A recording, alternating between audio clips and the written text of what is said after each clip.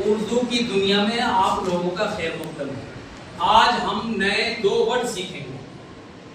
وہ ورڈز جو ہے، ایک تو ہے قلت۔ قلت کے معنی کمی کے آتے ہیں۔ قلت اصل میں قلیل سے بنا ہے، قلیل کے معنی کم، تھوڑا، اسی سے قلت۔ قلت بولے تو بہت کم۔ ایک ہوتا ہے کثیر، ایک ہوتا ہے قلیل، اور قلیل کے معنی تھوڑا، کثیر کے معنی زیادہ۔ کثیر کے معنی زیادہ اور قلیل کے معنی تھوڑا۔ ایسے ہی خوراک، یہ اردو ورڈ ہے۔ خوراک بولے تو کھانا، غذا، کھانے سے متعلق جو بھی چیز ہوتی ہے وہ خوراک کے اندر آتی ہے۔